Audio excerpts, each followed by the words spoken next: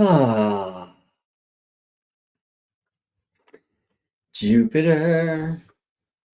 Greetings, friends. Welcome to Starry Telling Hour, as it is 11:11 a.m. Pacific time on Wednesday, Mercury's day. I want to talk about the big guy. I want to talk about Jupiter a bit today and Jupiter cycles because we have just had a Sun-Jupiter conjunction, and Jupiter cazimi. Jupiter is in the heart of it, in the throne room, in the fire of the sun, the alchemical space of rebirth. And these synods, these meetings, as it were, of planets with the sun begin new synodic cycles. Well, I should say, many ways to pet the cosmic cat, of course, like my first teacher, Daniel Gemario, for the outer planets, Mars, Jupiter, Saturn, beyond. He actually begins the cycles at sun-planet opposition when Earth is passing that planet by, and therefore that planet is closest to us. Let me show you a couple images here, and we'll just take a look at what this looks like in space, this Jupiter thing. Now, one way I can show space to you, if you know how to see it, is oh, whoa, a Brett inside a Brett inside a Brett inside a Brett is like this. All right, here's Starry Telling Hour, 11 a.m. on, in this case, May 22nd, 2024. Some fun numerological opportunities in this. The moon, 22, 29, Scorpio, opposite a bunch of Taurus stuff, which we want to play with. But I'm going to start by looking at this Taurus cazimi from the other day. This is how it played here in Richmond, California, where I reside. Leo was on the rise then at 11:45 a.m. local time. But let me turn this to a 0 Aries wheel for the tropical signs or Earth's houses, and this will give us maybe more of a global view. Importantly, it was Sun meeting Jupiter at 2818 Taurus. Okay. Well, this, like most of the charts we utilize, is a geocentric wheel, okay, which means Earth is right here in the center of the thing. And Jupiter, in this case, the chart reveals, is behind the sun. I mean, really have an alignment, and you can learn to see these things of Earth, Sun, Venus, Jupiter, Uranus. Right? You're like, wait, that's not how those degrees go. I see Uranus, Venus, well, amazingly close, and then Jupiter and Sun exact, right? Well, let's go look from a heliocentric point of view. And I actually just want to check in. We tested this last week, but I just need to make sure that space is on the screen right now, and you're seeing like a heliocentric or sun-centered view of our solar system. So let me go check in with the comments here at YouTube, and I'm seeing a good morning from Nadine. Good morning to you. I'm glad you're here. And a hola from Lillian, which might be directed at Nadine because Nadine now resides in Mexico. Emmy beaming in from Germany. Hi, Emmy. It's nice to have you here. And nice to see, okay, your comments. I really appreciate that help that you were able to see space on the screen. By the way, for those of you who are watching on the Instagram space, you might want to head to a place where you can see the full screen, because I am going to be playing with a lot of charts and kind of different astronomical views today. So you could head to GeminiBrett.com/YouTube. You could go to GeminiBrett.com/links, which will redirect you to that place and to many other places, actually, like Constellations, the School of Astrology's membership group, which has been just fantastic and fun and amazing. So you can get to that link in my bio on Instagram. I'm also posting it as a comment in the live Instagram thread. Though, of course, in Instagram, you can't just click on a link. And so many wonderful things about that space and so many challenging ones too. Anyway, if you'd like to see these charts and other things more full screen, then go someplace where you can. So YouTube would be a good bet. Brenda, I see you here on the Facebook side of things. It works there as well. So Brenda says hi from Utah and more. Right on. Glad to have you here. Will, good afternoon. Glad to have you here as well. Leah Moonlight, what a wonderful name. That's nice to have you here. Thank you for being here. Moonlight, I was watching that Scorpio moon shine this morning. Well, early hours, I guess, of the nighttime, of the darkness. And yeah, just reflecting on some like really Scorpio spaces that a few of us journeyed into, it maybe through and perhaps back from during one of our community discussion groups at the constellation space yesterday. Really feeling that calling of big heart, big feels, and how do we respond in transformation to some of the challenging times that come around. Yes, Jewel Harb, nice to have you here. Help me 100. Okay. Interesting comment there. Let me put in another link real quick, and then we'll dive back into space, or out to space as it were. And this is geminibrett.com/constellations. That's where you can hear more about the constellations group, where we are having an opportunity to earth astrologize with those of like mind and heart, and several community discussions throughout the week, which sometimes have a very astrological focus. Sometimes they just journey everywhere where they are meant to go and be. And it's been really nice to connect with community in this way.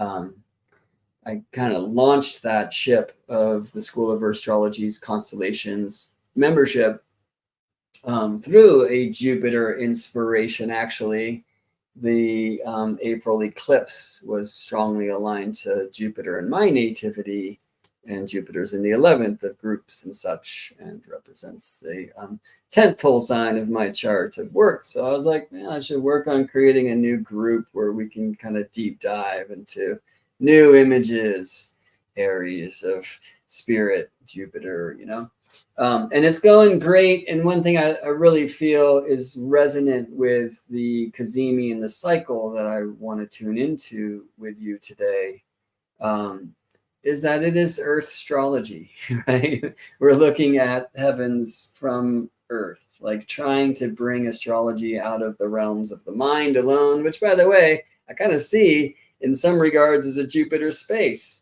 And maybe we'll talk about that in a bit. But Jupiter is said to represent Zeus, or be the planet of that being who lives in Olympus, right? That's kind of the dome, right? And throws these lightning bolts, which kind of feels like synapses and electrical. Now I typically think of Mercury, the messenger, as the one who's kind of connecting the synapses, or shooting electricity around, but it's interesting to consider this idea of Jupiter and like dome of heaven, and Uranus often really speaks to that way. So I think today we'll also look a bit at Sun-Uranus, Jupiter-Uranus, but let's start with Sun-Jupiter. And interestingly, we recently had this Cazimi, this conjunction in Taurus.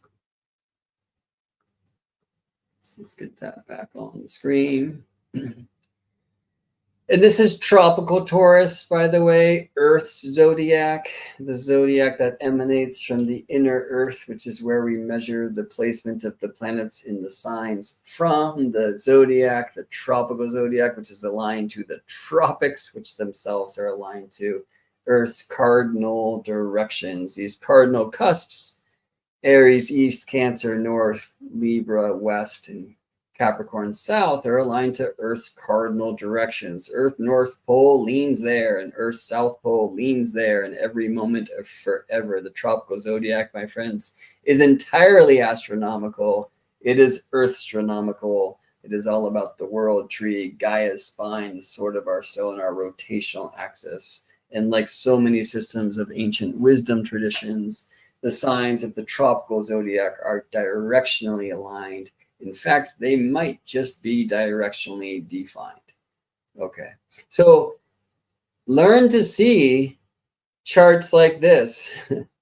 And let's even bring Mercury in. He's kind of close, at least in the same sign, at least within the same 30 degrees of space from Earth's point of view. Earth is the center of a geocentric wheel. We're talking about Earth astrology, right? Learn to see this as Earth, Sun, Mercury, Venus, Jupiter, Uranus. And how do I know that Mercury and Venus are behind the Sun rather than between Earth and the Sun? And the answer is because they're direct, not retrograde. Every year, Earth is passed by Mercury, passed by Venus. And at those times, that's those inner planets retrograde. You know, they're between us and the Sun. And when they are conjunct the Sun, but direct, Venus and Mercury are behind the Sun. We will have Venus Sun on June 4th in tropical Gemini. Right? But it's getting close now. Venus has long been under the beams, unseen, invisible from Earth's point of view. Okay.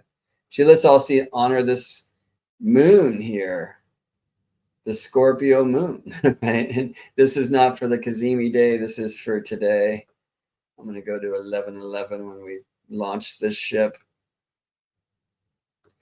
And we get Scorpio moon, Earth, Taurus, Sun, Venus, Jupiter, Uranus, kind of tripping on where Mercury is at this time. But that just shows you the size of a sign. I'm still tripping on that. So I'm going to take a peek over here. Yeah, like Sun's now in Gemini, right? 2 degrees Gemini when we launch this ship today. At 11:11, we have that Scorpio moon and Mercury, Uranus, Venus, Jupiter. But look at how, like, first of all, like from Sun's point of view, look at how it's like a Mercury, Venus, almost a square, right? But even from Earth's point of view, that like Mercury and Uranus, they kind of seem far away, but welcome to like this shape of a sign, friends, even less so. It's like 20 degrees because we're talking about like a full circle and not around the Sun, a full circle around the Earth. Okay. But it can be just really powerful to come over here. This is solar systems scope, this heliocentric model. There's another cool one that's like an app you can get that's called Solar Walk 2, I think. This one you can reach at solarsystemscope.com. You can download a high def version, which is what you're looking at now. And it's really helpful to play with moments of time like this, or like this Jupiter Cazimi here on May 18th from a heliocentric point of view. So you can kind of compare the Sun-centered to the Earth-centered. Now, by the way, I could turn this into a heliocentric or sun-centered chart. Let's do that. And let me go to this time, May 18th. So just a few days ago at like 11:45 Pacific. It's this. Okay, so let's check out the sun-centered view. Look at how you get Earth opposite Jupiter.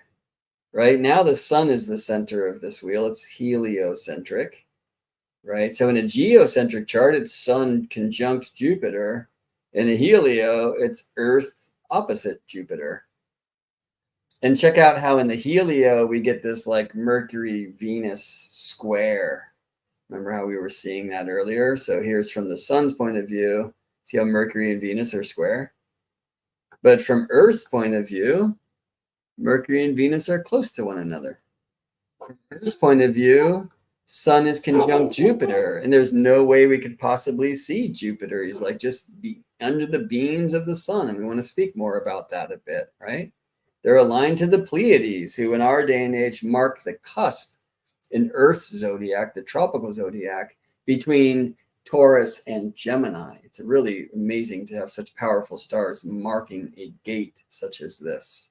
Okay, so from Earth's point of view, right, and let's go back to Earth's point of view. Why shouldn't we be observing Earth's point of view? It's one argument that like rationalist astronomers of our day and age make against astrology. They're like, you think the Earth is the center of the solar system. You probably think the Earth is the center of the universe. No, I think the Earth is the fucking planet I live on, right? And how can I see Jupiter from the sun? Right? Like we can do a bunch of math. We can play with softwares based on that math, and it's cool. But I can only have the Earth point of view. And I think that's a really important thing to remember. And y'all, as I said before, we actually measure the placement of the planets in the signs, not from the surface where we live and breathe and can witness these heavenly happenings, but from the center of Earth, where we are all connected, where we are all one. You could do this with me if you'd like. Many of you have engaged in this practice with me before. Reach your hands to the top of the sky. You're pointing to a different star than I am because you're not sitting right here. But now reach your energy down through your spine and meet me in the middle. Meet me in the center of the Earth where all earthlings are one. The above is the particular, the unique. The below is the whole. Now I can't do this without bringing the above down and the below up to meet in the heart, which is the seventh direction, because it is the place of your inner light and your source. Interestingly, medical astrology associates the heart with the sun, and is that way the center of your own soul or system, or both, right? So we want to honor the truth of a heliocentric, sun-centered cosmos, but also let's honor the truth that we are earthlings, and the most important planet in the zodiac is the Earth, which is at the center of it all.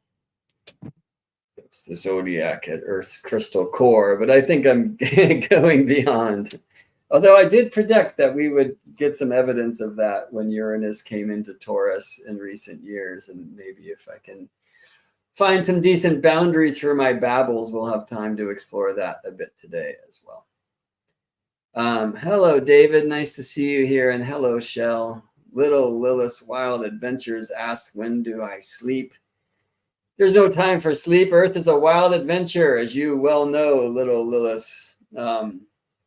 Linda, I'm waiting to become a great aunt. Wow, awesome. How cool. I'm just trying to do the math on great aunts. Oh, I'll be a great uncle someday, I believe. All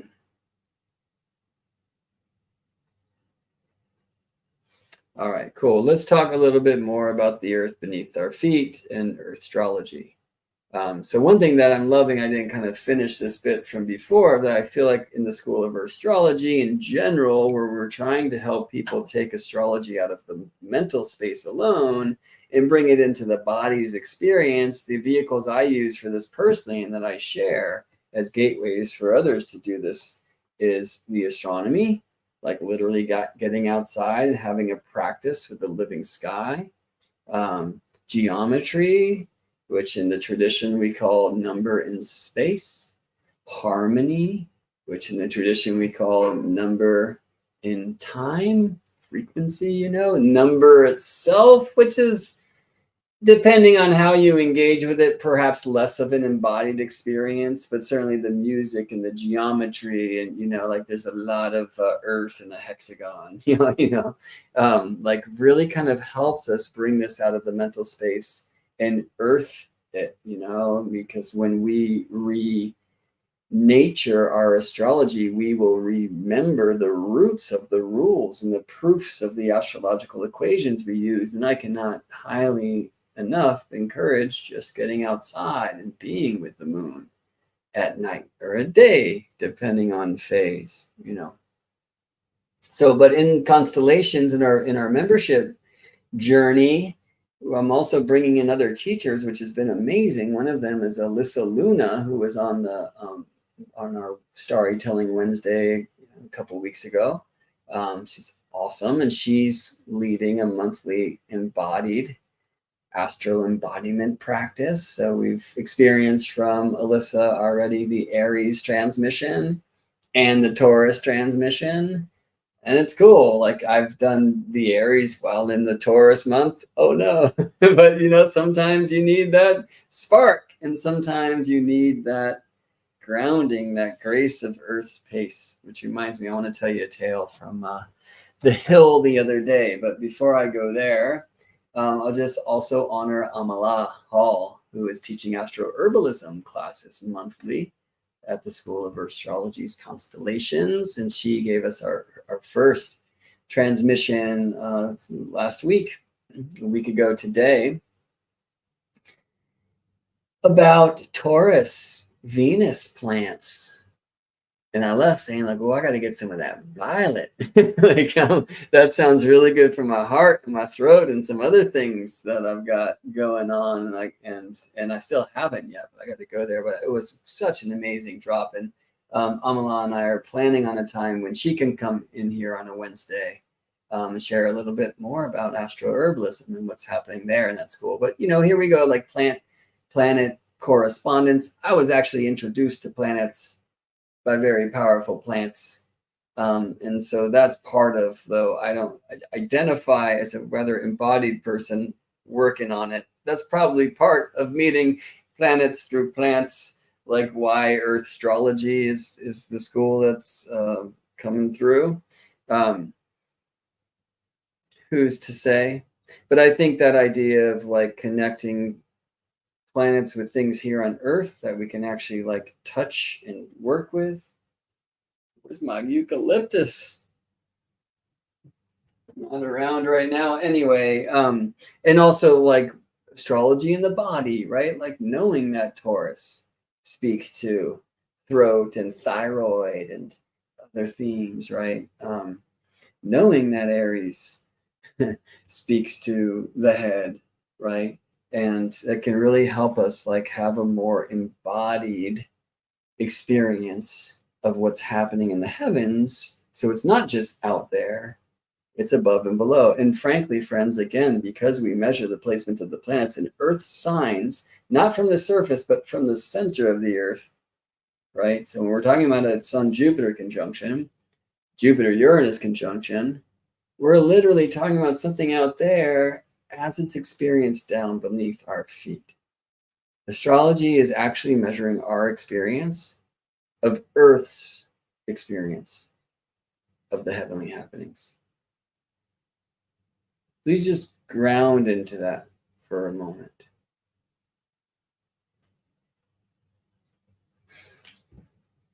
Phyllis, happy to have you here as well. I'm glad you're here. Checking in with the Instagram folks. Deutsch, what's going on? There's another way where I'm also helping people have an embodied experience of the astrology by working with my dear friend Eric Deutsch to create songs of folks' birth charts. It's an amazing thing. And I'm going to just find a link at my site where if you'd like, you could learn more about soul songs. There's a few of you, by the way, who are still waiting for your song to be delivered. And that is because Eric has been on tour with the Black Crows for months now. So GeminiBrett.com/ that thing show up. 2022 moon songs would be a fun way to go there, friends. For you can hear the 13 songs of the 13 new moons in 2022 that Eric recorded based upon my astro harmony notes of the charts for those conjunctions. And then you can also link to Eric's Bandcamp page where you can hear more of his amazing music. And you can just learn more about our project. GeminiBrett.com sessions would be a place to go if you want to Order a moon song for your own chart. Sorry, a soul song for your own chart. Moon songs are when we do it for new moons. Anyway, Eric, how wonderful to see your name there. I just want to say once again for folks who are joining on Instagram, if you want to be able to see the charts, the astronomy softwares that we're going to start exploring more, full screen, please join me in a different place like my YouTube page. You can go to geminibrett.com/links, which you can also find in the Instagram bio just to go over there. All right. And as long as I'm talking about tech, please, if you haven't already, give the video a like. Help me defeat the algorithm. Help spread astrology around. Jennifer, Manny's World, Nicole, awesome to see you here. Right on. Okay, to the charts. So, buttons. Bread inside of bread. Great. Here we go. Jupiter Cazimi, right? So Cazimi in the heart of it. In the heart of what? In the heart of the sun, helping you know this is like an Earth view truth, right? So we don't see the Pleiades now. We don't see Jupiter. Jupiter and the sun on average have a 399-day cycle from our point of view. Let's go to the next one, shall we? So we'll just ask Sun conjunct Jupiter. It is January 24th, 2025 here at 3.5 degrees tropical Cancer. So sorry, June 24th, 2025. Let's just do that. Let me zoom out so we can keep Jupiter in view. Here's this May 18th, 2024 Cazimi. And to get to June, we need to go a year and a little bit more.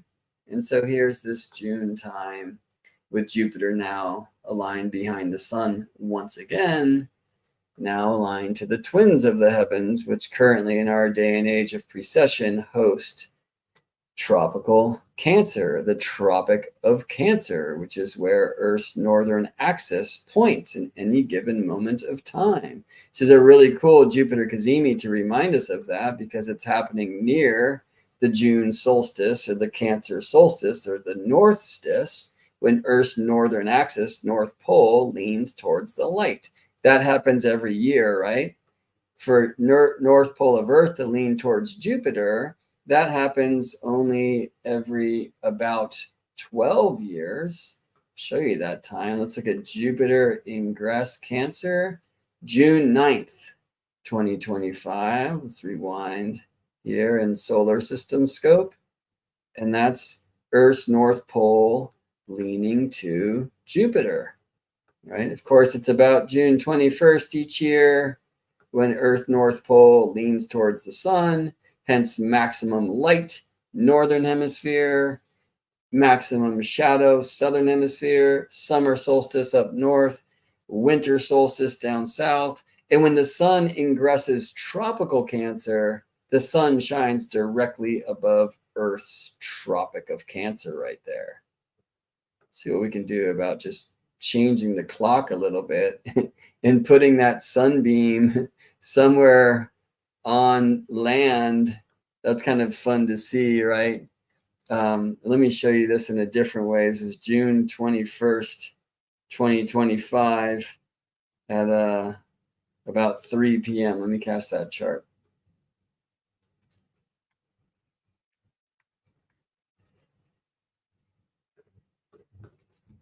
And then let's look at a map and we'll look for the sun's midheaven circle. Yeah, and I was wondering if this might happen. It's not in agreement with this thing over here. 15 is 3 p.m., right? Yeah, so this might not be set for California, or I don't know. But regardless, you can see the sun here on this dashed line. That is the Tropic of Cancer, friends. When the sun enters tropical Cancer, the sun's above the Tropic of Cancer. This is generally true for Jupiter as well, but Jupiter's path is not tied to that of the sun. All right, anyway, back on track.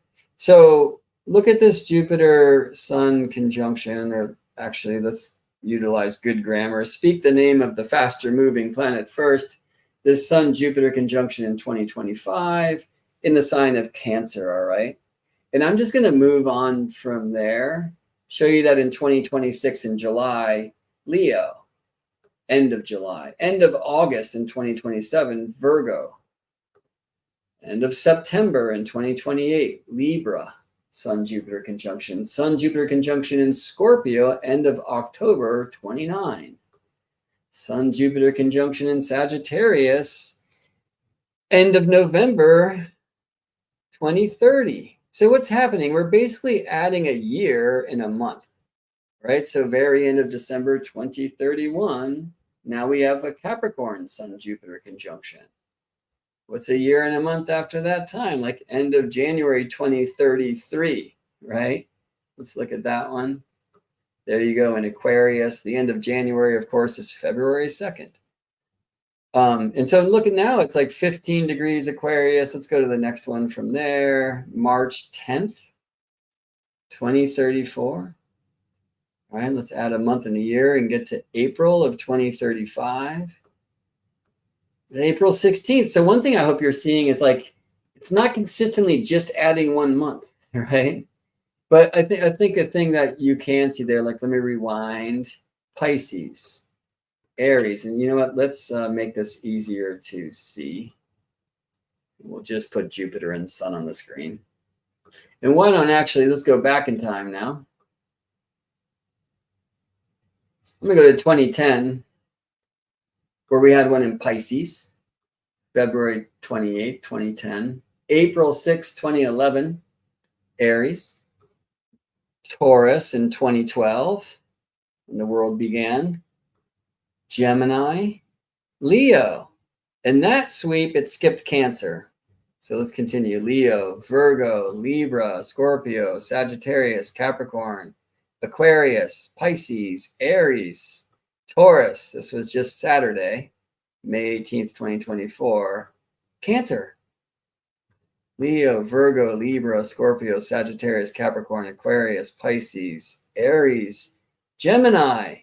Skip Taurus. Cancer, Leo, Virgo, Libra, Scorpio, Sagittarius, Capricorn, Aquarius, Pisces. Skipped Aries, right to Taurus. Gemini, Cancer, Leo, Virgo, Libra, Scorpio, Sagittarius, Capricorn, Aquarius, Pisces gets skipped. And now we get an equinox on 2058. Don't hold your breath, but just continue to check out this pattern, okay? Aries, Taurus, Gemini, Cancer, Leo, Virgo, Libra, Scorpio, Sagittarius, Capricorn, Aquarius, Aries. Skipped Pisces again. Taurus, Gemini, Cancer, Leo, Virgo, Libra, Scorpio, Sagittarius, Capricorn, Pisces. It skipped Aquarius. Now it's going to skip Capricorn. Sagittarius. No, it actually skipped Sagittarius. Okay. So, you know, it's really important when you're playing like with planetary cycles to not make assumptions based upon one cycle. Okay. Like I can tell you that the average time between consecutive Sun-Jupiter conjunctions is 399 days. But I can also tell you it's been 402 days since the last one in Aries, and it will be 402 days until the next one in Cancer. We can also look at, wait a second, Pisces, Aries, Taurus, Cancer. What happened to Gemini? We can also look at this interesting thing where let's skip Gemini as it will this time. It's like an Aries Sun-Jupiter conjunction, a Taurus Sun-Jupiter conjunction, a Cancer Sun-Jupiter conjunction. Aries, Taurus, Cancer, Leo, Virgo, Libra, Scorpio, Sagittarius, Capricorn, Aquarius, Pisces, Aries, Gemini. Can't skip Taurus, right? So I played enough with them so you get to see that it doesn't just like have that skipped sign shifting retrograde one sign at a time through the zodiac, but generally speaking, the Sun-Jupiter thing does do this. And I'm intrigued by it. I mean, this is when my clients, by the way, will be like, and I know maybe you right now, what does it mean? Like, I don't know, but check it out. Like, let's observe, let's get some data, and then let's reflect. right? And by the way, this is my sky practice, which will help me remind to that story on the hill, retrograde, that I wanted to tell you about before. And if you subscribe to my YouTube channel, you would have seen me go live about this in the car the other morning if you were up and available, or maybe you've reviewed it. My practice when I get outside to open the temple of the sky is to first and foremost resist yelling the thing that slams the door. And that's called shame, or I'm supposed to know all this. And I see that happen so often when I bring astrologers outside who can't point to Sirius, who can't point to Saturn, who, when I ask them, where is the third house, they're looking for some Gemini constellation, when, friends, the third house is beneath the ground and has nothing to do with Gemini or the constellation at all. And that's cool, right? Like, I really try not to shame people when I'm out there. I just want to see where they're at and help them understand why the teachings of modern astrology will create this disconjunct, right?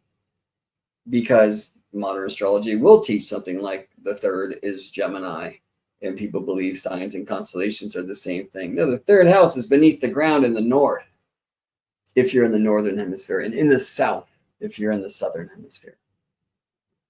Anyway, speaking of directions, this is part of my practice. It is one I always suggest and share, is when I get outside, I like to first align to the cardinal directions. I mean, even before that, just connecting into the earth, right? And so the practice is like this: connections, directions, then reception and reflections. So we just skip to charts, we're going straight to reception mode. And if we just looked at 12 of these cycles and made some assumption, we're jumping to reflections mode before we've even been in reception. Do you feel me? So this is like a four-fold process that I try to utilize in my life in general.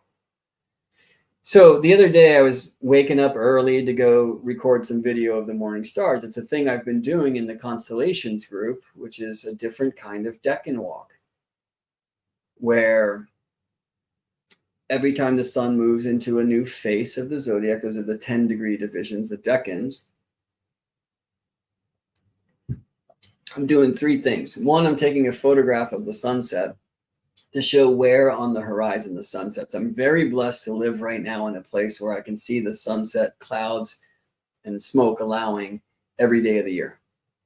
And so I'm just photographing how the sun goes north until its northern extreme, which is the Tropic of Cancer. And then it stops, which is what solstice means, at the tropic, which comes from the Greek tropikos for turnaround. And you can see it in the Cancer glyph. That's when the sun stops its northern journey at the Tropic of Cancer, the northern bounds of the sun, and it turns around and it goes south for 6 months. And then it sets over there in a place I call Solstice Hill at the birthing tree when the sun is reborn, right? And so just photographing that and showing you that, it's not some consistent distance of the sun on the horizons between every 10 degrees, because at the solstice, it has to stop and turn around. That's the kickflip in the pool where you literally stop, right? So you need to slow down before you do that. And you're moving fastest in between the extremes, which is at the equinox times, right? It's a really amazing thing to see, to learn how to keep the time in this way. And once you do, by the way, then you can really understand the powers of the out-of-bound moons and other out-of-bound planets. You can start to see parallels, which is powerful and amazing. And that, by the way, will be the next class that I will be teaching. For those of you who are already signed up at Constellations or are interested in the first Saturdays of the calendar months, I teach an astrology class at Constellations, and that will happen. The next one will be on the solar serpent declination and parallels. It's like a really powerful opening for your chart work. Okay, anyway, so 3 things. I'm taking a photo of the sunset, really 4 things. Then I'm taking a time lapse of the heliacal setting stars, which means once it gets dark enough, we can see the stars that are first visible in the west, near where the sun set. That will help us understand where the sun is in the zodiac. We can never see where the sun is against the backdrop of constellations. We go blind trying. It's a very important thing. People seem to have forgotten in modern astrology, I find, the importance of the sun's beams and the importance of the disappearance of planets under the flames of the sun and how they are reborn at the time when they are either transitioned from evening star to morning star, as it always is with the outer planets like Mars, Jupiter, or also possibly as from evening star to morning star, which happens with Mercury and Venus retrograde, and always happens when the moon is reborn every month. Hecate's bow, the waning crescent moon, which we see in the sunrise east, into the flames of the sun, reborn as the young moon, Diana's bow, which we find in the sunset west, which is why most lunisolar or solely lunar calendar traditions begin their days at sunset, because that's where the moon is reborn. All right. And really feeling into this truth of death and rebirth and the transformational cycles. Like that's what synodic cycles help us experience, especially if we go out to the sky. Like I miss Venus. She's been gone. It feels like forever. I miss Jupiter. Jupiter disappears on average for 40 days and 40 nights.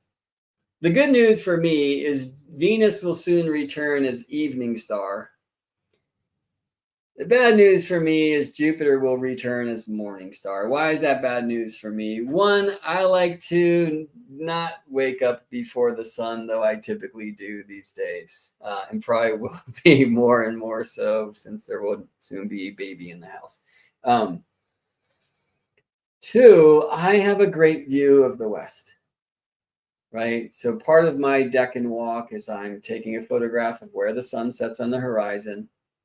I'm taking a time lapse for the heliacal setting stars, right? Because if I can see the constellations that first become visible in the nighttime, I will know where the sun goes next.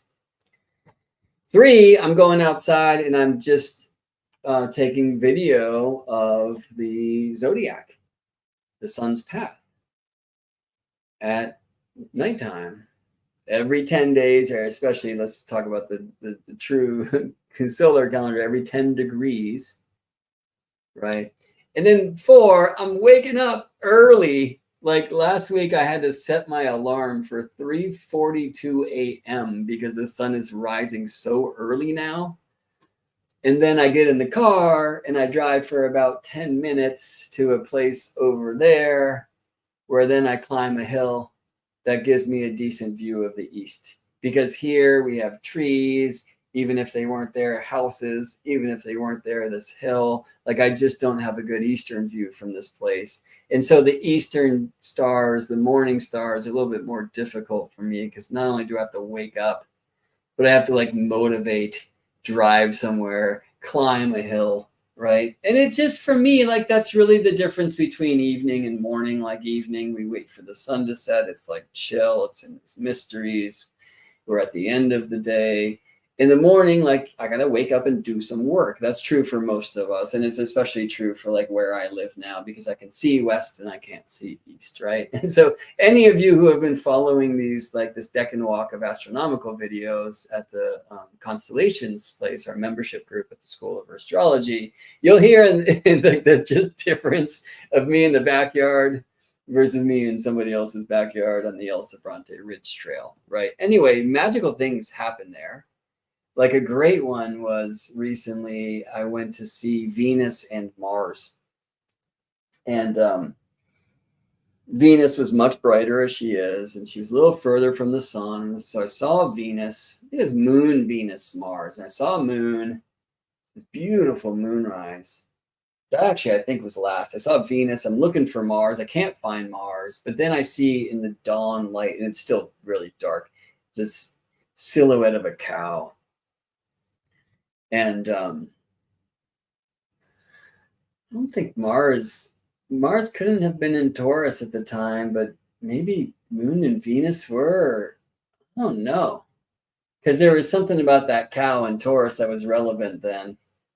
Feels like forever ago, and it wasn't that long ago. But anyway, like the cow No, it wasn't a cow, it was deer. The deer had me zoom in, right? Because I wanted to show people in this video, if anyone watches it, about just the majesty of this deer that was grazing. And then the deer looked towards the south, and I moved the lens there, and Mars. Like, I just had to be zoomed in that far, and it was really cool. I just felt this experience of the deer being like, yo, there. Let me show you an experience that's one of my favorite sky experiences that actually happened from this house. And that, well, so don't worry about these charts, but it's here. And Venus at this time had just come back from the underworld. She had been invisible for like 2.5 months, as she does. She came out again as an evening star. And I was with her, and then I photographed her. Then I put the camera again to just connect again. And this owl came in and landed on this tree. And then he turned around, literally, he was looking at me here, like, oh, you're into this shit too? And I was like, oh, yeah. And I was like, can I take a photograph? And I heard yes, but I wanted to. So who's to say? Anyway, that was a really powerful experience of owl and Venus, you know. So owl the other day too. I'm rushing up to get this morning star thing because the sun's rising really early now. I really want to get to the top of this hill, and so I can get good video of the constellations before the sun rises to take them from our view.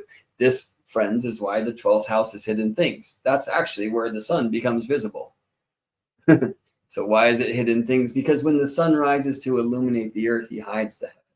The stars begin to disappear well before sunrise, especially the ones closer to the horizon, and ones especially that aren't too bright. And in fact, we start seeing evidence of sunrise when the sun is not even in the first, which will be first to rise in any given moment of time, but actually in the second, which succeeds the stars of the first to the eastern horizon. And one of the names in the Hellenistic tradition for the second was the gate of Hades. Why? Because the sun is now coming back from the underworld, and we actually get evidence of this. I mean, some early birds actually start their chirps, okay? Well, the bird that I heard this day at maybe 4:10 a.m. as I'm rushing up this hill was not, it's more like a late nighter. It was owl once again. And it didn't happen right away. It wasn't the owl that caused me to pause and to actually practice what I preach. So just running up a hill with my technology, right? It wants me to be in the earth astrology. So what it was a rustle in the brush. And there's coyote out there who I don't have any fear around, sometimes with the pup, but I'm actually not even worried about her at all. Sometimes she comes with me to work the morning stars. Mostly so she won't wake up folks when I get home. She practices positive Taurus much of the time and would prefer to sleep. But there are mountain lions around. I haven't yet seen one. There are signs out of recent sightings, though, and mountain lion, yeah, like I should maybe be a little worried, actually. Okay, but I'm not. But it wasn't even, I don't care what it was, lizard, snake, bird, coyote, whatever. I hear a rustling in the darkness. And it's like, dude, remember where you are. Have some reverence, have some respect. Like, be here, be an earthling. Don't just like charge up a hill. And yes, you're celebrating the sun's entrance into Gemini, but you're celebrating your experience of the heavenly happenings from Earth as an earthling. Slow down. Be in the grace of Earth's pace. And in fact, the sun had not yet moved into Gemini. It was at 29:56 Taurus. So maybe 54. I was like, there's 6 minutes left of like the grace of Earth's pace. Be in the Taurus thing. And so the Taurus thing was this, because my practice, again, connections, directions, reception, reflections.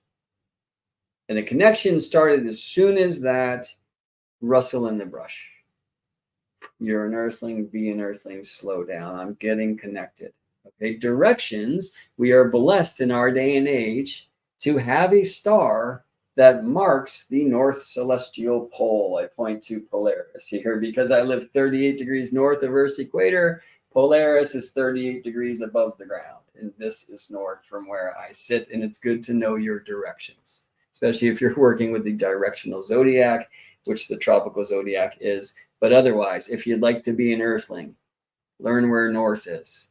And it's an amazing blessing for those of us who reside north of Earth's equator to have a star that marks that point. So if I give my heart to Polaris, the back of my heart is south, my right shoulder is east, the place of the rise, which is why that palm is up. My west shoulder is west, the place of the rest, which is why that palm's down. And then I work the roots in the north. Polaris brings me there, but the sun midnights down beneath the ground, halfway between Venus set and Venus rise. Venus roots down beneath the ground in the north.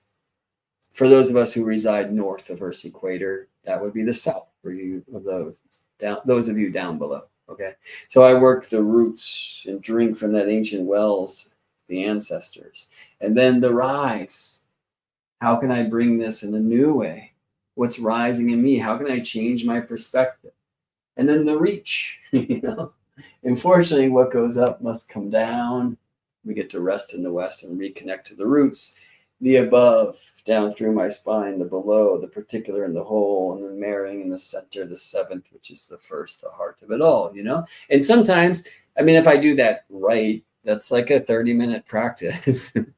Typically, it's a 12-minute practice for me, maybe 6. The other day was like 18 seconds. I had a thing to do. And I was, you know, up against the Earth's spin. The sun would rise. The stars would go away, right? And so it's a quick thing, but it's a thing. And as soon as I connected into Polaris, the owl. And I feel, and I saw this from Phyllis here, I love seeing owls, and anytime I get to connect, I run into a spirit animal. And from discerning light, I recently learned Minerva is associated with owl. I looked into this because natally I have Minerva and Vesta conjunct. Yeah, Minerva in the Greek, Athena. Yeah, and owls, I connect with that spear shaker, Athena, that steely-eyed woman of wisdom that guide us. Absolutely, and they're very important guides for me. Jennifer asks, are turkeys a spirit animal? Ask Ben Franklin. He said he recommended the turkey for the American bird. It was actually the phoenix, but let's not talk about that weird world. Nadine says, never seen an owl who's a birder. Absolutely, turkeys are spirit animals, and Nadine, so are those herons behind your house, as you well know. All animals are spirit animals. All candles are spirit candles. You know, some were created with more intention than others. But I'm not saying that about birds. So owl brought me in, which was so nice. And then I went, you know, now connected, directed. I was really connected and just felt like, God, man, know this, remember this. How many times do you need to be reminded? The answer is maybe infinite. Don, thank you. I'm glad to hear you've been using this practice.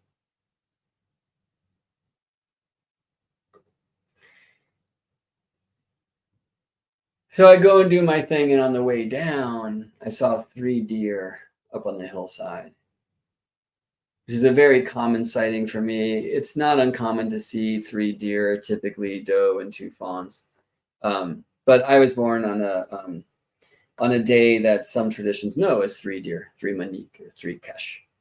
And actually just the night before, I had been speaking with Koa about that and about how he was born on a day called Crocodile, and how mother was born on a day called Sun or Flower. And I was telling him this because it was a deer day. It was 11 deer at the time. And how that means if his baby sister comes 20 days after that, she'll be a deer like me. And then he told me that crocodiles can eat deers, which is true. Anyway, I connected in with 3 deer, which is always just received as a blessing for me. In this case, one of them was a stag. And then I heard the rustle in the brush. That first reminded me, though it was much less dark at that time. It was maybe 40 minutes later. So good. Earth. Now, this might sound like I wasn't talking about Jupiter Sun at all, but I am. Or a dash of Uranus, which the title of this video had in it as well. And I am. Because I'm talking about Taurus. I'm talking about Earth. And the fixed signs, fix yourself to fix the world, are the art of the element. Taurus is the art of the Earth, embodiment, flow, dance. Beauty, my friends, is a spiritual practice. Stars are nature too, and they're seen from here on Earth. Stars are celestial, constellations are terrestrial. Planetary orbits are celestial, they're planetary. Planetary retrogrades, my friends, are terrestrial. Well, I mean, if you're on Mars, you will see Jupiter retrograde also. Once every Mars orbit, and actually less. But here on Earth, we see Jupiter retrograde about every 399 days for about 10 degrees. He's like forward 40, back 10, forward 40, back 10, forward 40, back 10. And by the way, that is way too simple, and yet it's a good framework. It's a good like average for you to know and learn. It's a beautiful thing. Let's check a few of those out together, okay? A bread inside a bread inside a bread inside a bread. Hello, hello, hello, hello. I'm gonna do that every time because Koa and I have a song called "A Sleeve Inside a Sleeve Inside a Sleeve Inside a Sleeve Inside a Sleeve" about protecting the Pokemons. Maybe I can get him on here sometime. We will perform it for you. Yeah, let's just start from this chart. It's nice to have, well, actually, no, we can do this. Let me go now. And we're going to look just at Sun and Jupiter to make this easy. And I'm going to show you Jupiter station retrograde.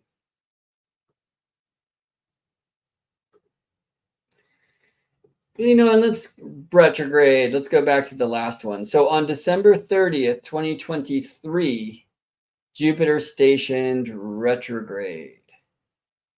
Okay.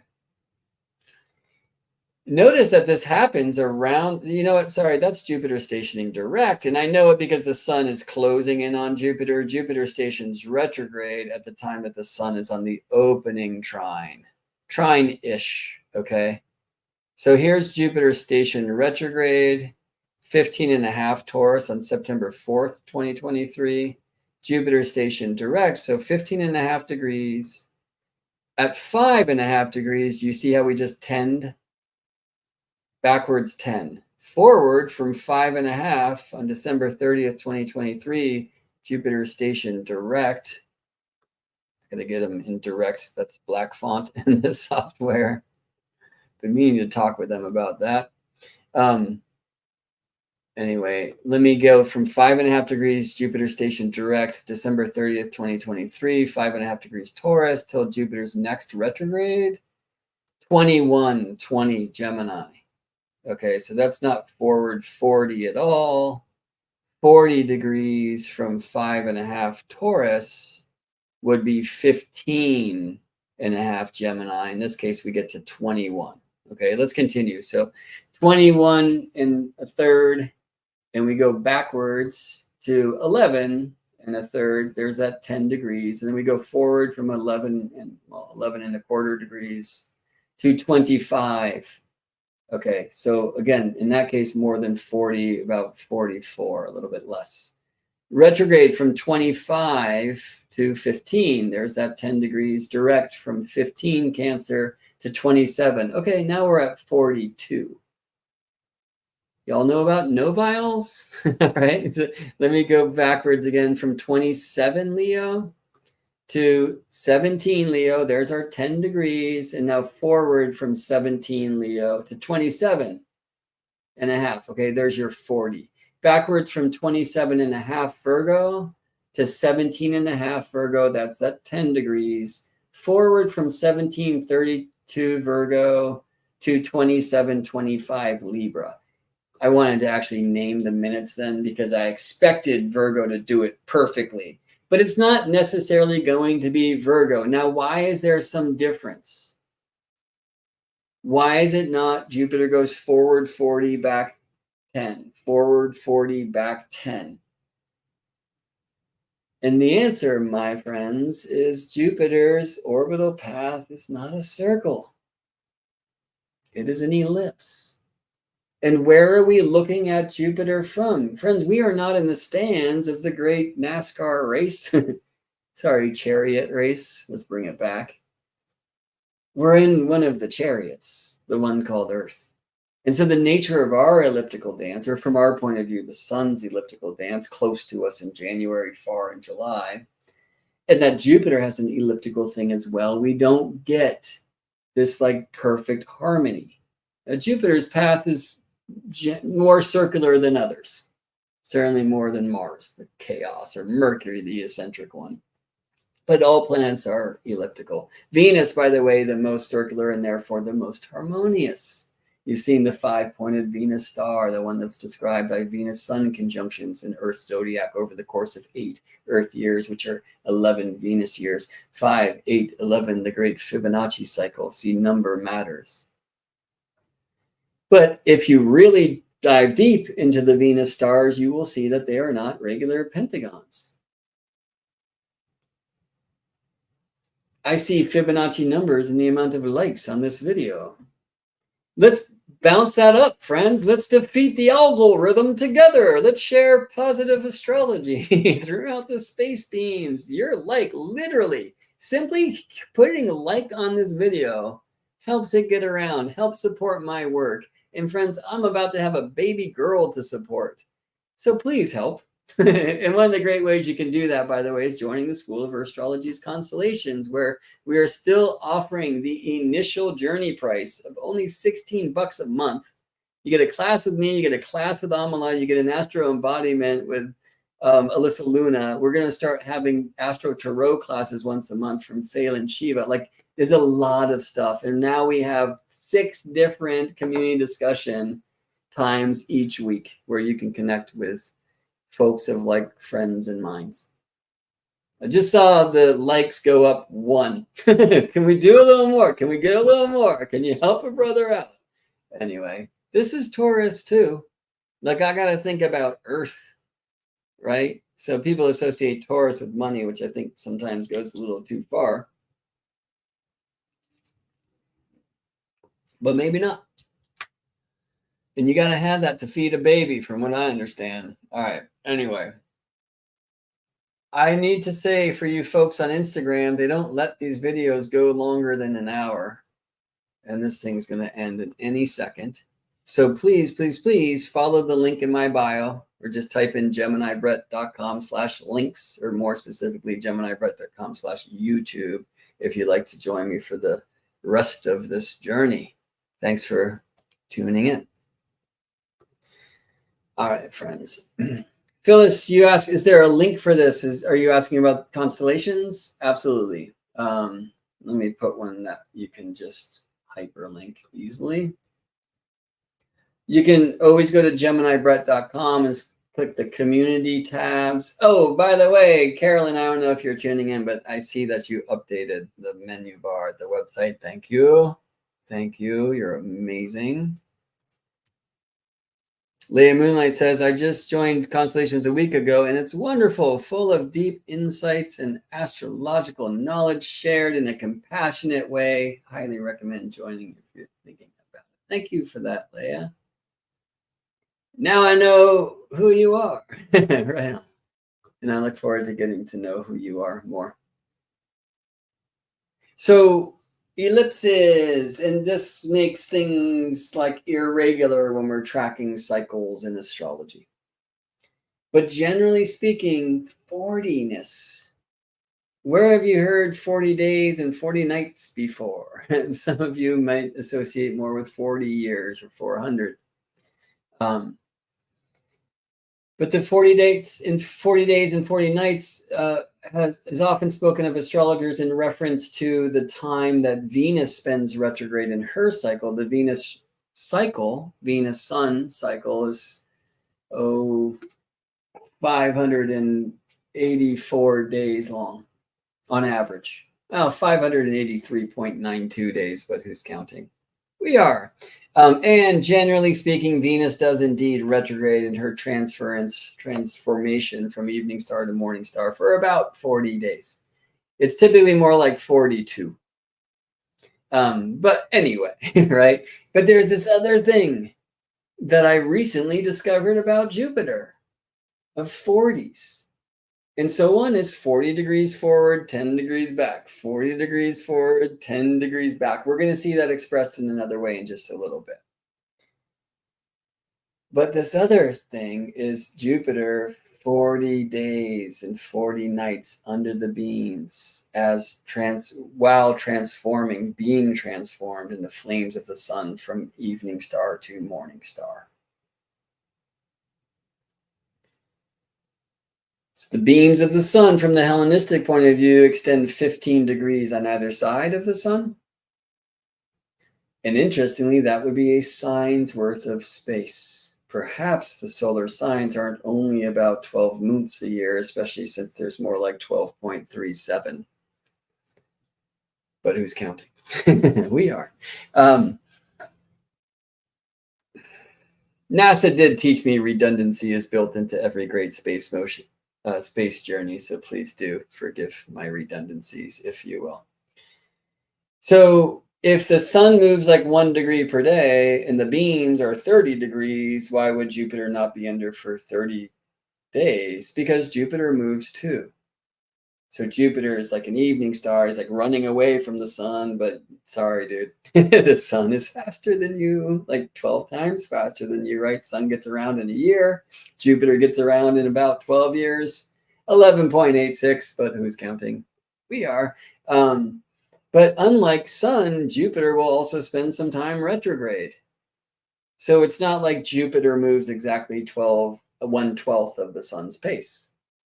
And from our point of view, Jupiter's moving at different speeds at different times, not only because Jupiter has an elliptical orbit and sometimes Jupiter is fast and sometimes slow.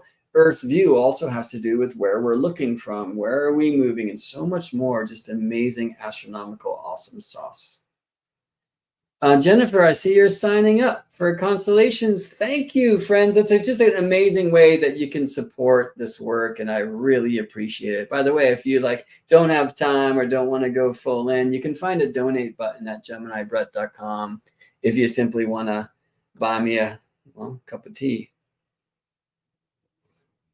This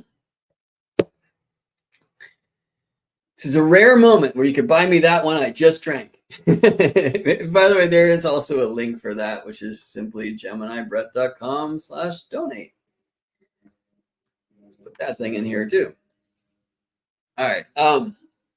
Great. So the 40s. Well, what's a ninth of the zodiac? And the answer is you take 360 degrees and you divide it by 9 and you get 40 degrees, right? The novile. And some associate novile's ninths with community. So speaking of, Laura Ann, new subscriber to the channel. Welcome. Thank you. Friends, have you subscribed? We will send you magazines. No, we won't. But every Wednesday at 11:11 p.m. a.m. Pacific, we will be here live for StarryTelling Hour, which is always more than an hour because I can't shut up. Great. And hopefully you enjoy that. So 40s and noviles. Well, the novile, the ninth, is the trine of the trine. And I have to take you into a deeper kind of harmonic astrology gnosis and harmonic series. Like you hear this in music. Like, for example, friends, the third harmonic musically, like a third of a string length, will bring you the musical fifth. Let's say the string is vibrating in the note we call C. You cut it in a third and you sound a G, which is the fifth of C. We'll cut that third into a third and you get the fifth of G, which is D, and that's the ninth of C. And for those of you who don't speak music, you're like, what are you talking about, dude? Well, that's how most people feel about us weird astrology folks, right? So sorry to bring some jargon within the jargon, a jargon within a jargon, within a jargon, within a jargon, within a jargon, a Brett within a Brett, within a Brett, within a Brett, within to the charts we go. Okay, now, so let's show another cool 40 with Jupiter. And 30. Why? Because again, let's play this game of like Jupiter retrograde 21 direct. He goes backwards 10. He moves forward about 40, backwards 10, forwards 40, backwards 10. Well, what's 40 minus 10? And the answer is 30. So look at the consecutive Jupiter retrogrades: 17 Leo, 17 Virgo, 17 Libra, 30, right? And this is why Jupiter is often called like year king, right? And the idea that Jupiter spends a year in the sign, and some associate, by the way, like the year-long like Chinese zodiac expressions with the Jupiter cycle. There's some issues astronomically with that from my point of view, but who am I to say? Well, let me show you this as well. So Jupiter Kazemi, May 18th. Whoops, wrong button. 28 Taurus. And the next one at 3 Cancer. And the one after that, 6 Leo, 7 Virgo, 7 Libra, 7 Scorpio, 8 Sag, 10.5 Capricorn, let's just say 14 Aquarius, 20 Pisces, 27 Aries, 3 Gemini. And so you're seeing there, like it's not consistent. And again, this has to do with elliptical orbits. But generally speaking, you can kind of go 30 degrees. And that really happened for that span, right? Where it was like Leo, 17 Leo, 17 Virgo, 17 Libra, 17 Scorpio. Well, that has to do with the ellipse. Let's do it one more time, okay? And this time we'll go back in time.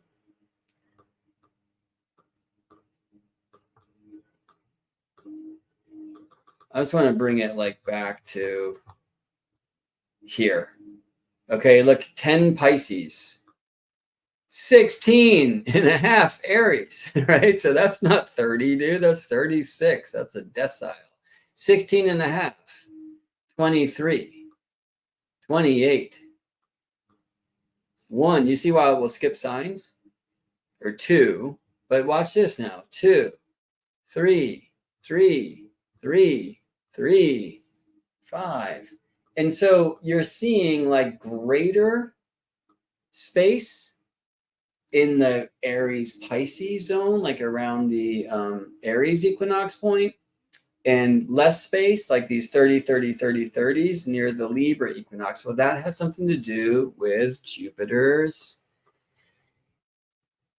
helio points. And you can see me forgetting the names of the things, outsides.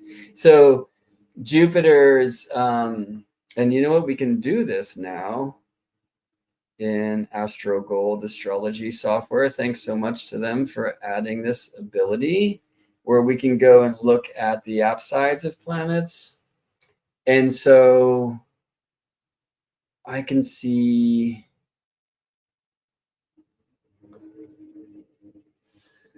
well, I can see Jupiter's geocentric, so Earth distance and Sun distance, and how that compares to the averages, which are interesting things to see. But you know what? I can also, onto this thing, let's go like this, and we'll do Jupiter Sun, which really should say Sun Jupiter, if I spelled it right, because Sun moves faster. But maybe I want to reference it this way, and I do. Let's add Jupiter's apside to this mix.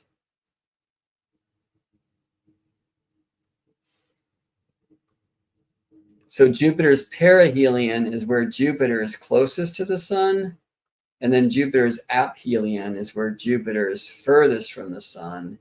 And these will be geocentric, so from Earth's point of view, and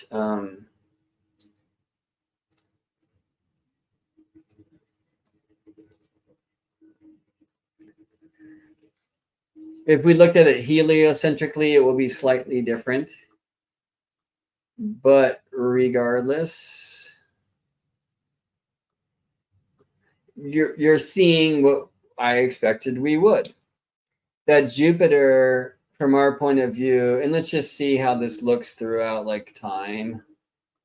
Yeah, you see they generally tend towards Jupiter's aphelion, where Jupiter is furthest from the sun in Libra, and Jupiter's perihelion, where Jupiter is closest to the sun in Aries.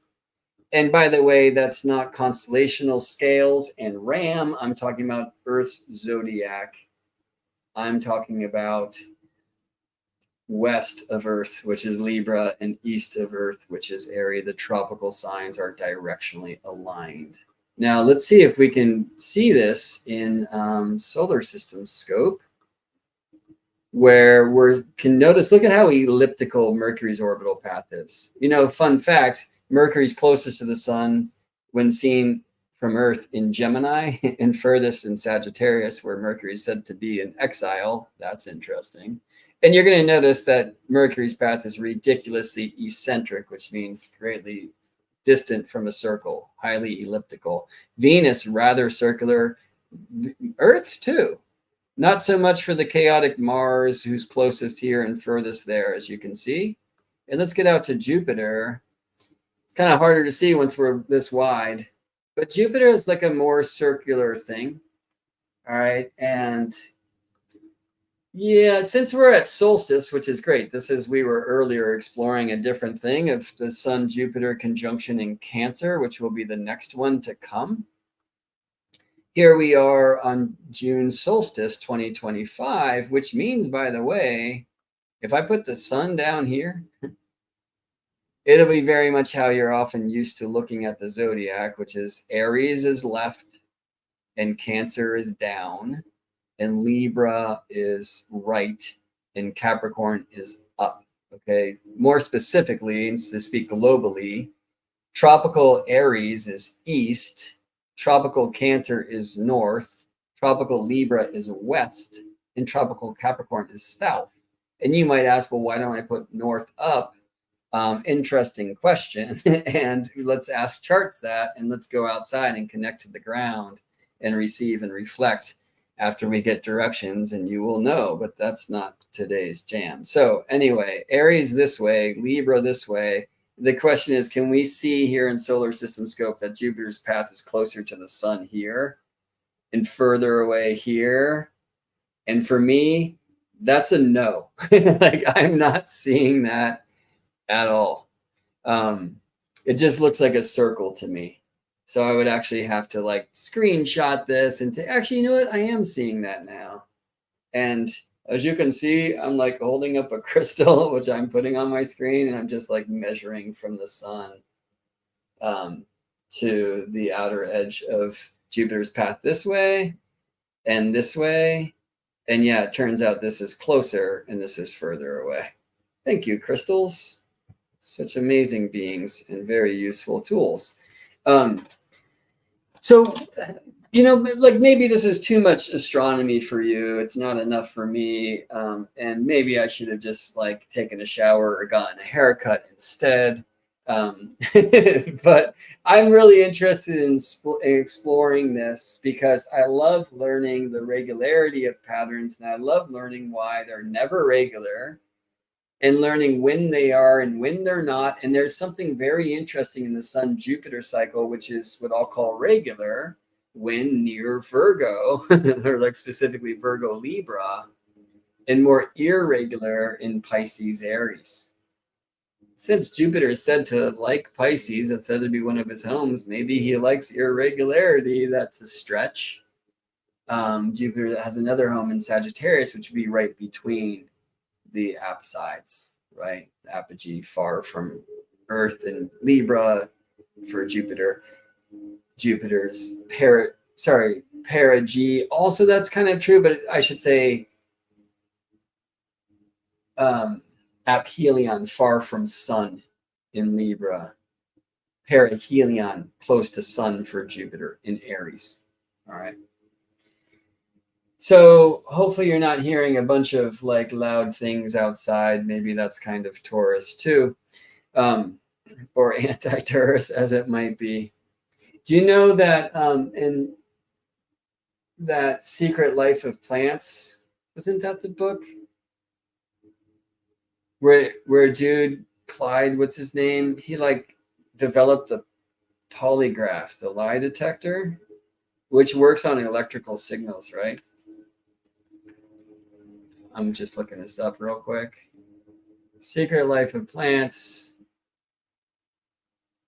Ooh, found a book called Secret Life of Planets. That's interesting. Oh, that's because I can't even spell plants. I'm such a sky guy. Secret Life of Plants. Peter Tompkins. That's not the one. Dang it. Anyway, there's a text by this cat who invented the polygraph. And he started putting the polygraph on plants. And there was this amazing thing where they all freaked out when like this one dude walked into his office, like even into like the floor of his office building. And it turns out the guy was a landscaper. The plants like registered that, like amazing. Secret Life of Trees offers Nadine. Is that what that text is called? I really want to find that. Hold on. Plants.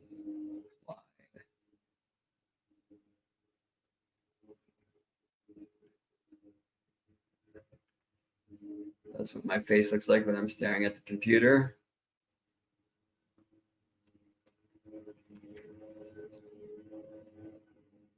Clive Baxter is the author. Primaryperception.info is a site that's recommended. Cleve Baxter Jr. There's a book called Primary Perception. There's a book called The Secret Life of Your Cells. And there's a book about him called The Man Who Talks to Plants. But I'm still not seeing the book in question.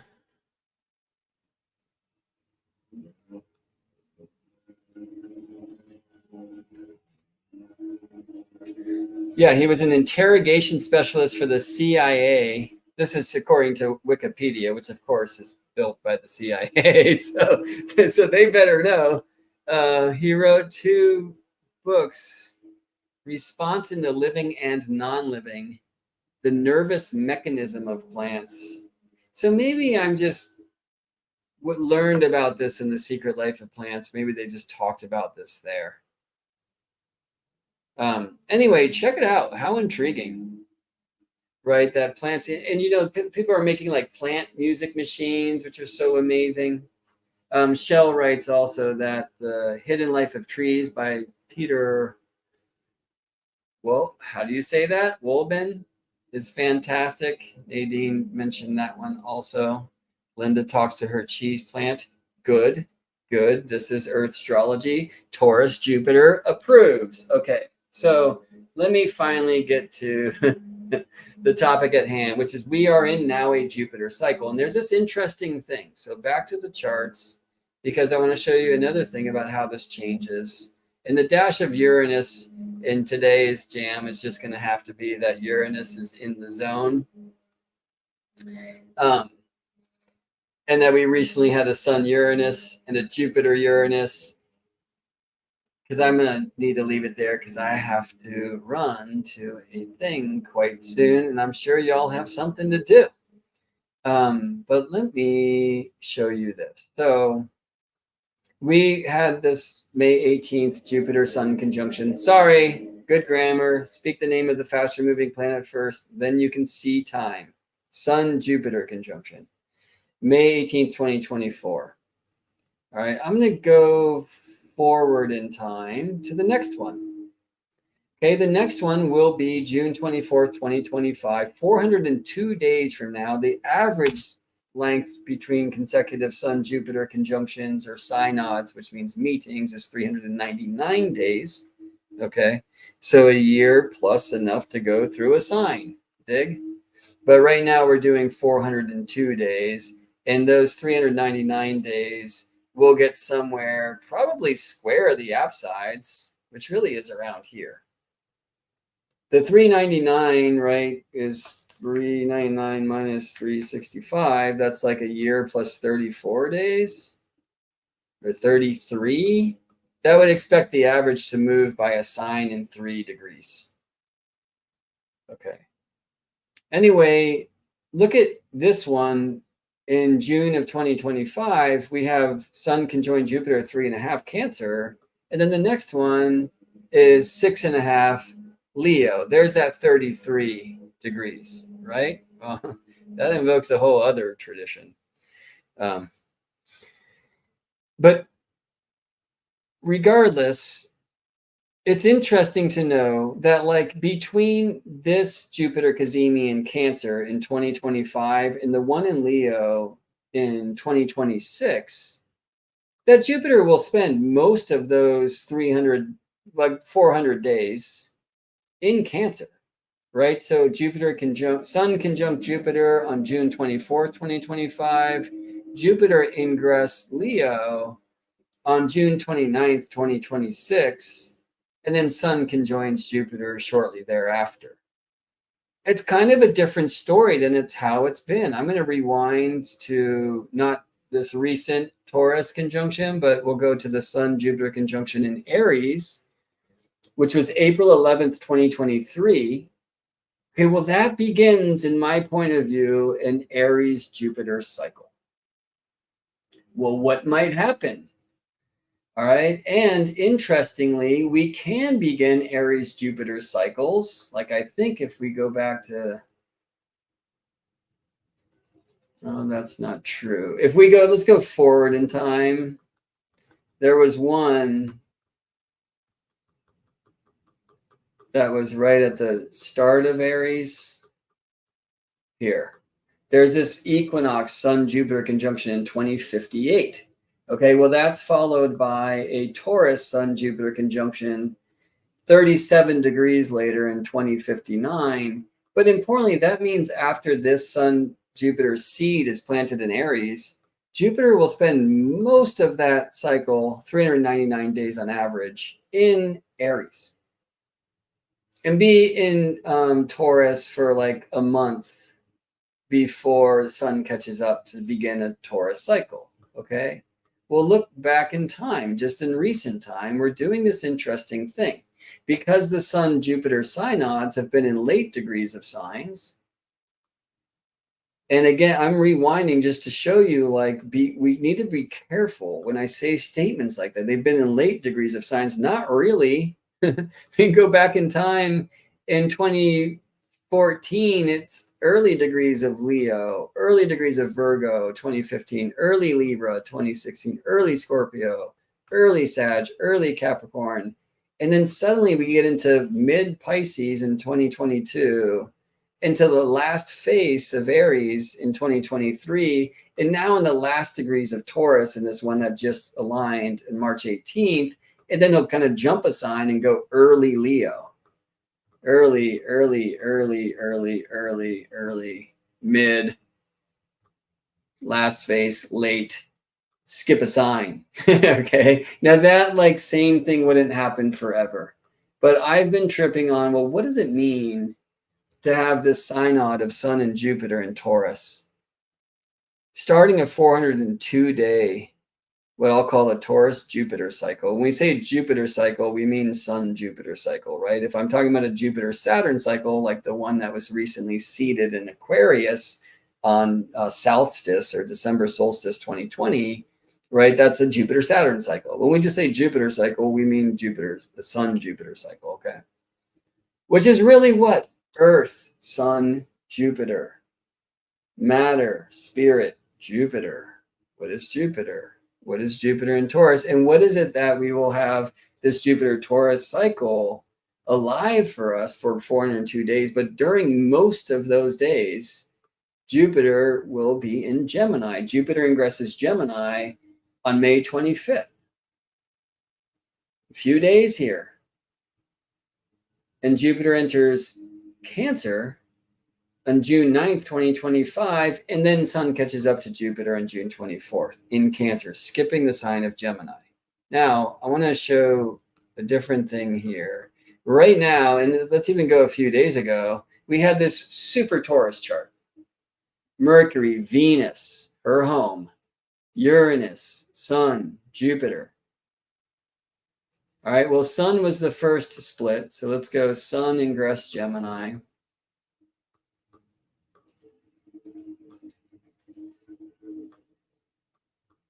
That's May 20th.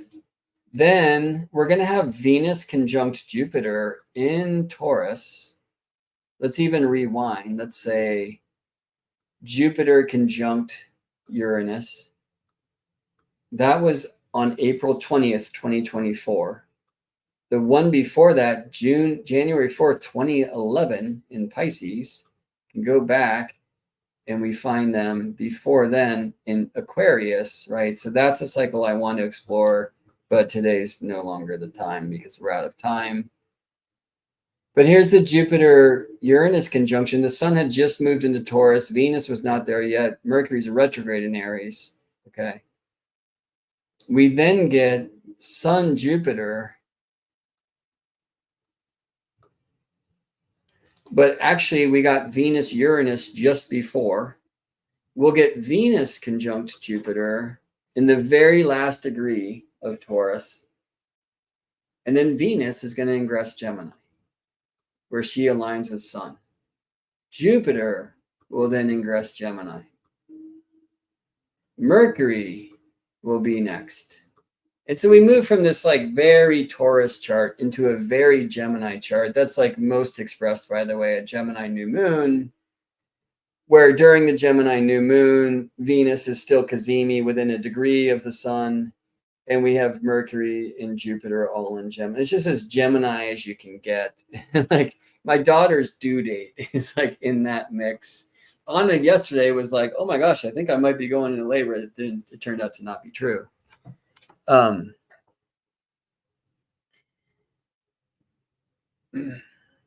if baby was born yesterday or today, then it was a very Taurus chart with a Gemini Sun. If she waits for due date or even soon, right, like a super Gemini chart, and wish me luck. I guess maybe a guy who's chosen this moniker could be equipped. Time will tell. Nadine asks, can I riff a bit on Jupiter and Gemini? I can.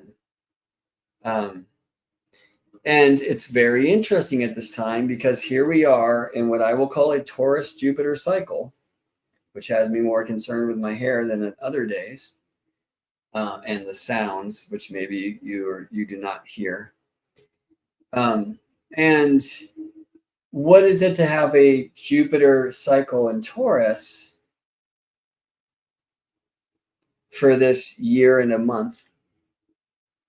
Wow, Jupiter is in Gemini for most of that time. Does this perhaps open a potential for these neighboring signs, Taurus and Gemini, who are traditionally inconjunct or invisible to one another, blind to one another, to see one another more? Jupiter also is traditionally said to make a home in Sagittarius, and therefore to be a stranger in a strange land, far from home, in exile in the sign of Sagittarius. Sorry, Gemini, all the way across the way. Now, Jupiter and Gemini, I often just see as like a strange religion, like strange guru. The guy who lives up on the mountaintop in the book, Even Cowgirls Get the Blues, is a cool image of that. The Drunken Master Kung Fu is a really amazing. Do you know about drunken Kung Fu? Like they pretend they're drunk and then just kick ass. That's amazing. You hear a lot of Mars in that though. But just like Zen koans, like trickster spirit. I almost said wisdom, but that's more of a Saturn word, okay? There is Heyoka energy here in Gemini in general, but I would say especially Jupiter and Gemini. And now it's meant to be something that helps us experience the spirit, Jupiter, of earth, body, beauty, grounding. And with Gemini's like gift of wonder and curiosity that helps us learn, but sometimes keeps us from being grounded. Perhaps we are opening to more and more unique ways of learning the spirit of earth, of embodiment, of grounding. That's a hope. And I'm just like, damn, I didn't think about that. And Nadine, I thank you for asking. Nadine, who's been very active in constellations. But oh my gosh, that's what I'm trying to do. And that's what I feel like constellations is doing, like for me, and I think for many others as well. And it's a good reminder. So like yesterday in a community discussion group, like I went into some pretty like challenging spaces. There was so trigger warning, suicide came into it. Drunk boat driver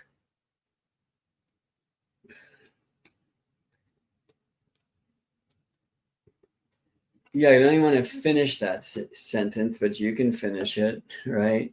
Like that came into it. The craziness of elections came into it. Or selections, perhaps, and that whole weirdness. And like a nice thing was, you're like, okay, cool. Like just as it kind of got way too far, and maybe at my own hand, it was like, okay, cool. Well, let's chill. Like, let's tune into the most beautiful thing we could do. Like, what is the most amazing thing? And it was cool because it ended up bringing us into like different ways, different meditation practices that can help us like anchor light and be the light and such. And it was really beautiful to hear Emmy, like from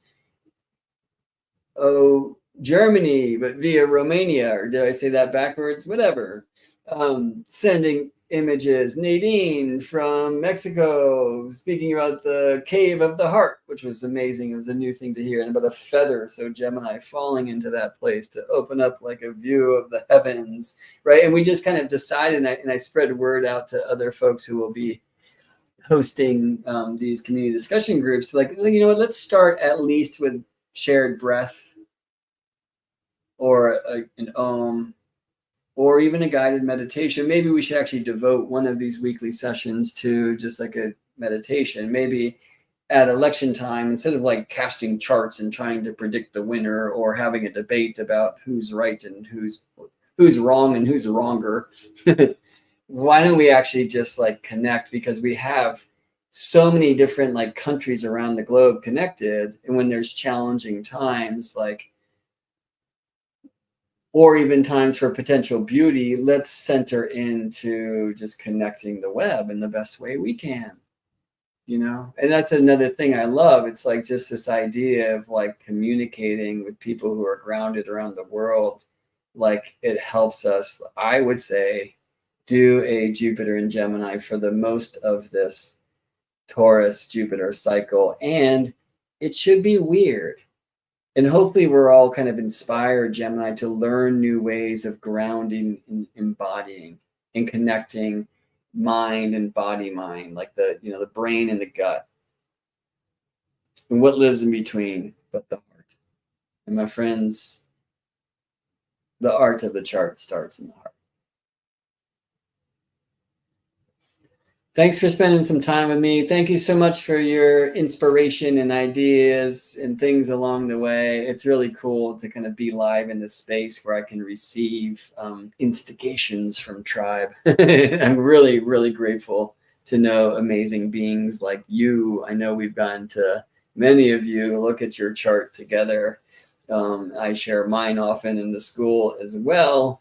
And I am available for sessions. By the way, I'm going to kind of shut it down for a bit because baby's coming. So if you're like, why can't I book until July? That's why. But if you would like to buy a session with me to support my work now, in the meantime, whenever, I would be so grateful. I'm very grateful for the present of your presence. If you're here, please do like the video, subscribe to the channel. It's massively helpful to fight the algorithm. And again, I shared earlier, if you want to send a donation, that's geminibrett.com/donate. We have a baby registry, by the way, which is GeminiBrett.com/baby. And many of you have sent really wonderful gifts. I'm so grateful for that. Thank you so, so much. And the last thing I'll say, which I've said already a bunch, is that GeminiBrett.com/constellations is a place that you could go to sign up for the membership group. You get a ridiculous amount of stuff for not much, and it's a great way to support me and my work. But again, the greatest support is the presence of your presence, the contribution of your insights. Thank you so much, and I will be here next week, every Wednesday at 11 a.m. Pacific time, Wednesday, Mercury's Day, StarryTelling hours here at the School of Earth Astrology. See you in space, friends.